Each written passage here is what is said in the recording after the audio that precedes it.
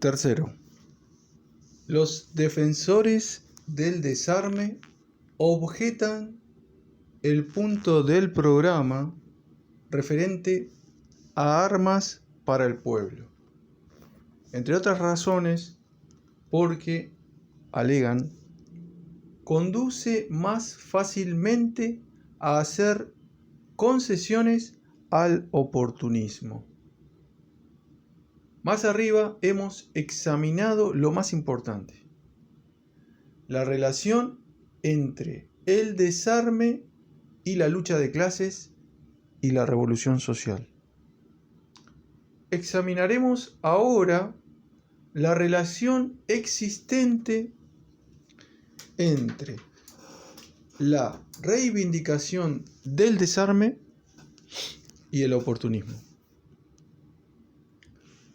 Una de las razones más importantes de que sea inadmisible es precisamente que, junto con las ilusiones que engendra, debilita y enerva inevitablemente nuestra lucha contra el oportunismo.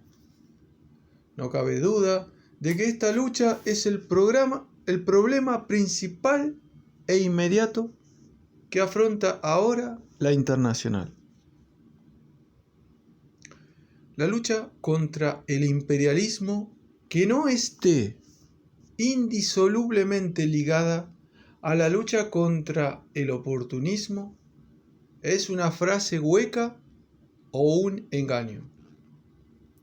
Uno de los defectos principales de Zimmerwald y de Kiental, una de las causas principales del posible fracaso de esos embriones de la Tercera Internacional, es que ni siquiera se haya planteado francamente el problema de la lucha contra el oportunismo, y mucho menos que se haya resuelto en el sentido de señalar la necesidad de romper con los oportunistas. El oportunismo triunfó momentáneamente en el movimiento obrero europeo.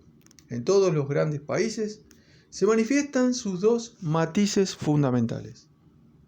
Primero, el socialimperialismo franco, cínico y por ello menos peligroso de los señores Plejánov, Scheidemann, Lejeune, Albert Thomas, Eisenbach, Van der Velde, Hyndman, Henderson, etc.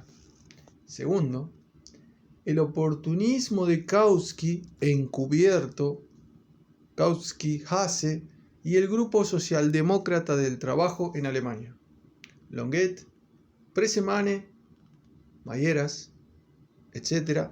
en Francia, Ramsay, MacDonald y otros dirigentes del Independent Labour Party en Inglaterra, Martov, Scheide en Rusia, Treves y otros llamados reformistas de izquierda en Italia. El oportunismo declarado se opone directa y abiertamente a la revolución y a los movimientos y explosiones revolucionarias incipientes. Está en alianza directa con los gobiernos, cualesquiera sean las formas de esta alianza, desde la aceptación de cargos ministeriales hasta la participación en los comités de la industria bélica en Rusia. Los oportunistas enmascarados, los partidarios de Kautsky, son mucho más perjudiciales y peligrosos para el movimiento obrero porque ocultan la defensa que hacen de su alianza con los primeros con palabras plausibles pseudo-marxistas y consignas pacifistas. La lucha contra estas dos formas de oportunismo predominante debe llevarse a cabo en todos los ámbitos de la política proletaria: parlamentos, sindicatos, huelgas, fuerzas armadas, etc.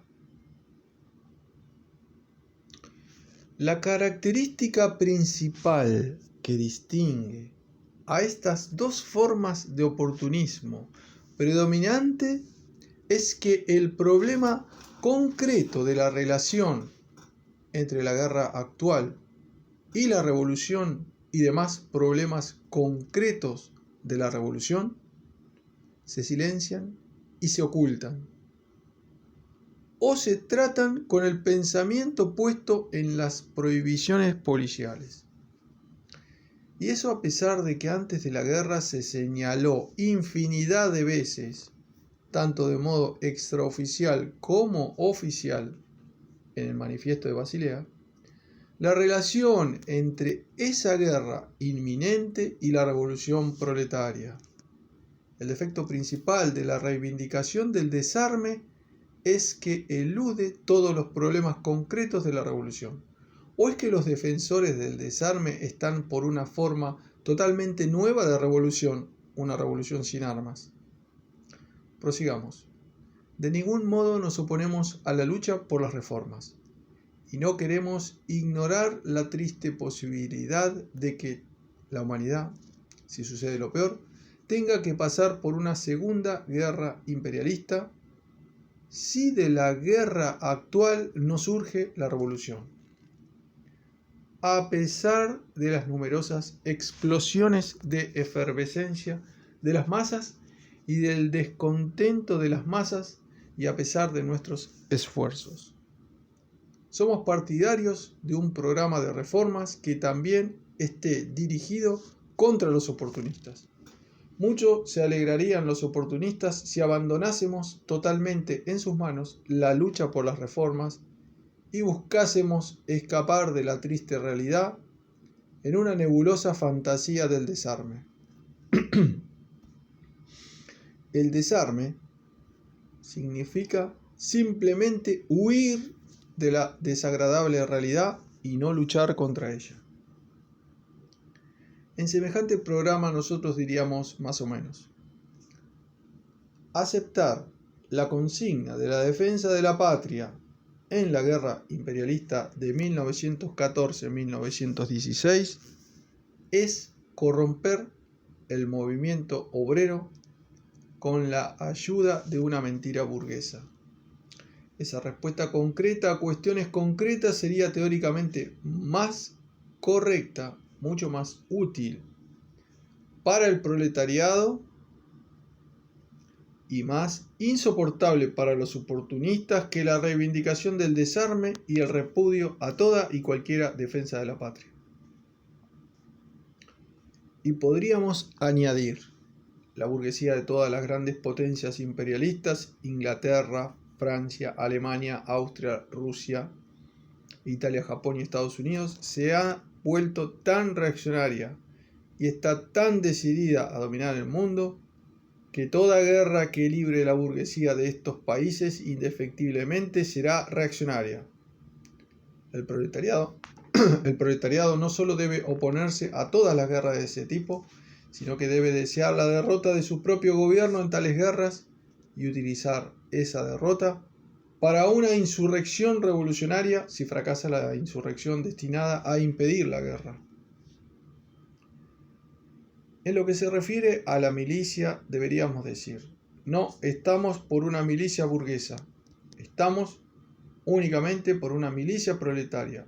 Por consiguiente, ni un centavo, ni un hombre, no solo para el ejército regular, sino tampoco para la milicia burguesa, incluso en países como Estados Unidos o Suiza, Noruega, etc. Con tanta mayor razón por cuanto en los países republicanos más libres, por ejemplo en Suiza, observamos una prusianización cada vez mayor de la milicia, sobre todo en 1907 y 1911, y que se la prostituye movilizándola contra los huelguistas. Podemos exigir la elección de los oficiales por el pueblo, la abolición de todos los tribunales militares, iguales derechos para los obreros extranjeros y los nacidos en el país, punto de especial importancia para aquellos estados imperialistas que, como Suiza, explotan cada vez más y más descaradamente a mayor número de obreros extranjeros, negándoles todo derecho. Además, podemos exigir, digamos, que cada 100 habitantes de un país determinado tengan derecho a formar asociaciones de adiestramiento militar voluntario con libre elección de instructores pagados por el Estado, etc.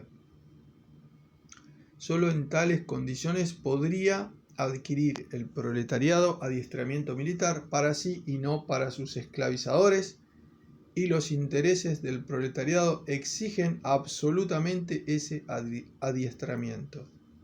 La Revolución Rusa demostró que todo éxito del movimiento revolucionario, incluso un éxito parcial, como la toma de una urbe, de una ciudad fabril, o el atraerse a una parte del ejército, obliga inevitablemente al proletariado vencedor a poner en práctica precisamente ese programa. Por último, se comprende que el oportunismo jamás será derrotado solo con programas, sino vigilando sin descanso el cumplimiento real de estos. El error mayor, fatal de la fracasada Segunda Internacional fue que sus palabras no concordaban con sus hechos, que se practicaba la costumbre de recurrir a una fraseología revolucionaria hipócrita e inescrupulosa. Véase la actitud actual de Kautsky y compañía hacia el Manifiesto de Basilea. El desarme como idea social, es decir, una idea que surge de un determinado ambiente social y que puede actuar sobre él y que no es invención de algún excéntrico, surge, evidentemente, de las condiciones particularmente tranquilas que, como excepción, prevalecen en algunos estados pequeños que durante un periodo bastante largo se mantuvieron al margen del derrotero mundial de las guerras y del derramamiento de sangre y que confían poder seguir así. Para convencerse de ello, basta considerar, por ejemplo, los argumentos de los defensores del desarme en Noruega. Somos un país pequeño, dicen. Nuestro ejército es pequeño, nada podemos hacer contra las grandes potencias. Y por consiguiente, nada podemos hacer si se nos impone por la fuerza una alianza imperialista con uno u otro grupo de grandes potencias. Queremos que nos dejen tranquilos en nuestro rincón remoto, continuar con nuestra política pueblerina, exigir el desarme, el arbitraje obligatorio, una neutralidad permanente, etc. Permanente al estilo belga, sin duda. El afán mezquino de los estados pequeños de mantenerse apartados, el deseo pequeño burgués de estar lo más lejos posible de las grandes batallas de la historia mundial, de aprovechar su situación relativamente monopolista para permanecer en una pasividad anquilosada, tal es el medio social objetivo que puede asegurar cierto éxito y alguna popularidad a la idea del desarme en algunos estados pequeños. Claro que ese afán es reaccionario y está basado solo en ilusiones, pues el imperialismo, de uno u otro modo, arrastra a los estados pequeños a la vorágine de la economía mundial y de la política mundial. La situación de Suiza, por ejemplo, dentro del mundo imperialista, impone objetivamente dos líneas al movimiento obrero de ese país. Los oportunistas, en alianza con la burguesía, buscan hacer de Suiza una federación monopolista republicano-democrática que prosperará con las ganancias que le dejarán los turistas de la burguesía imperialista y hacer que esta tranquila posición monopolista sea lo más lucrativa y tranquila posible. Los verdaderos socialdemócratas suizos se esfuerzan por utilizar la relativa libertad de Suiza y su situación internacional para ayudar al triunfo de la estrecha alianza de los elementos revolucionarios de los partidos obreros europeos. Suiza no tiene, gracias a Dios, un idioma propio, sino 3 idiomas universales, los 3 precisamente, que se hablan en los países beligerantes que limitan con ella. Si los 20.000 miembros del partido suizo contribuyeran semanalmente con 2 centavos como una especie de impuesto extraordinario de guerra, obtendríamos 20.000 francos por año cantidad más que suficiente para imprimir periódicamente en 3 idiomas y distribuir entre los obreros y soldados de los países beligerantes, a pesar de las prohibiciones de los estados mayores, todo testimonio veraz sobre la incipiente rebelión de los obreros, sobre su fraternización en las trincheras, sobre sus esperanzas de utilizar las armas para la lucha revolucionaria contra la burguesía imperialista de sus propios países, etc. Esto no es nuevo, precisamente es lo que hacen los mejores periódicos como La Sentinelle, Volksrecht y Berner Tawach.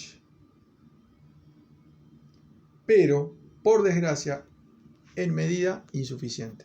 Solo semejante actividad puede hacer de la magnífica resolución del Congreso del Partido en Arau algo más que una simple, magnífica resolución.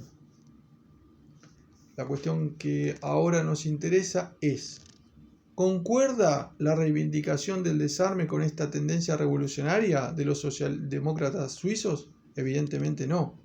El desarme es objetivamente un programa en extremo nacional, específicamente nacional, de los pequeños estados.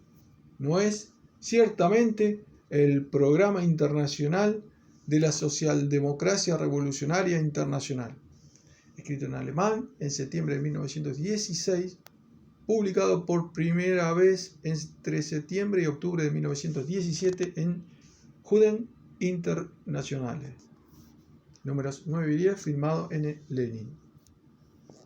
En ruso se publicó por primera vez en 1929 en las ediciones 2 y 3 de obras de Vladimir Ilich Lenin, tomo 19. Se publica de acuerdo con el texto del periódico. Venceremos, camaradas.